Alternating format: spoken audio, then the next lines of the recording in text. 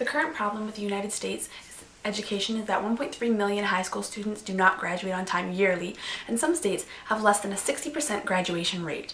Approximately 30% of Americans have such an aversion to math problems that they would rather clean a bathroom than solve one. On average, 4 out of 10 secondary school teachers do not have a degree in the subject they teach, which can cause extreme difficulties for students trying to learn. Still on the topics of teachers, around 14% of new teachers resign by the end of their first year, and 33% will resign within their first 3 years. Almost 50% will leave by only their 5th year of teaching. In the United States, only half of the 3-year-olds were enrolled in preschool in the year 2011, as opposed to nearly 90% in European countries. Many high school students in the United States drop out. Those that do are 8 times more likely to go to prison and are more likely to need welfare. Around 50% of high school dropouts will be less likely to vote, and they will not be eligible for 90% of new jobs. Also, high school dropouts will earn less than half as much as college grads do. One of the main problems of individualism that is at the center of this issue is economic freedom. Students that are living in the poorer parts of the states do not have as good of an education as those that don't. They don't have as good of an education because of how the system is set up. The system has it so that the people that are living in the richer areas get more funding for their schools. Because the government forces you to go to the school that is closest to your home, people who live in the poorer parts won't be getting the same education as those that live in the richer areas. Another controversy that comes up is public versus private property. More and more privately owned schools are popping up, and public schools are no longer receiving the funding that they need. Because of this decrease of funding, public education is becoming even worse than it already was. The public schools are becoming worse and less funded because they can't charge people for going there, unlike private schools. To get into a private school, you have to be able to pay a large amount of money, so some families are actually going into debt or are making their budget so tight that they aren't living comfortably just so their children are able to get a decent education. My solution to making America great again is to stop with the no letting children go to whatever school they want. If a child needs to go to a certain school to get sufficient education, then they should be allowed to. Education should be one of a child's main focuses and eventually one of their biggest achievements. I also think that people should be taxed more based off their income. For example, if a family is only making $51,939 a year compared to $82,000, then the family making more money should be taxed more. I think my methods are more collectivist because I'm seeking for the good of all the students and not just the ones that can afford to go to private school or living in the area with a better school. Prisons. The problem is that the United States is the world's largest jailer. 93% of those people are males and only 7% are females. Out of the $200 billion that the U.S. has to spend on public safety annually, $70 billion goes to prisons alone. The problem is that although African Americans and Hispanics only make up 1/4 of the population of the U.S., they make up more than half of the prison population.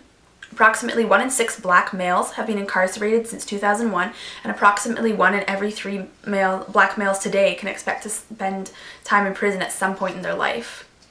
Many companies employ prisoners as cheap or sometimes free manual labor. Many of these employees make between 93 cents and $4.73 per day, while the federal minimum is $58 a day. So essentially, a majority of these companies are using slave labor.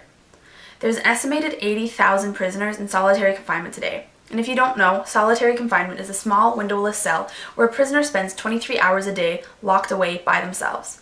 This is actually considered torture in many countries. Finally, approximately 216,000 prisoners were victims of rape in 2008. That is 600 a day or 25 every hour. The main principle that's at the center of this issue is rule of law. Rule of law states that all citizens are equal before the law and that they are all subject to the law. This rule isn't obviously in place in the United States because stated earlier was the fact that half the prison population are African American and Hispanic people, even though they only make up 1/4 of the population. Also, in a video that I watched, a 15-year-old female was essentially sent to prison for skipping school. May I also state that this young girl was an African American who lived in a poorer part of the United States. Along with the discrimination race-wise, males are jailed more than females are. 93% of prison population is male, and the other 7% are female. Police are more likely to let a woman go than they are a man because women are portrayed as an innocent person that would never do anything wrong, and if they do wreak havoc, they're considered heroic and strong. My solution to making America great again would be to stop letting large companies use prisoners as slave labor. Prisoners are in fact still people, and paying them barely anything will not teach them anything. In fact, it may make them more likely to commit crime again because how they were treated in prison. From a prisoner's perspective, if people in prison treat you like garbage, how likely are people in society going to treat prisoners who've come out of prison like people? Another solution to this crisis could be reducing the amount of time that prisoners spend in solitary confinement. By reducing these hours, prisoners will be able to interact with others again and not totally forget how to act around other humans. Reducing these hours can also prevent the occurrence of mental disorders and suicidal thoughts because these people won't be alone. One final solution that many people have come up with is to defeat racism and stereotypes. This is a very cliché solution, but with hard work from everyone, I believe that everyone could be considered equal, that all African American people won't be considered criminals, and that Hispanics won't all be thought of as drug dealers. That women would have the same rights as men, and that men would be allowed to feel emotions without being made fun of.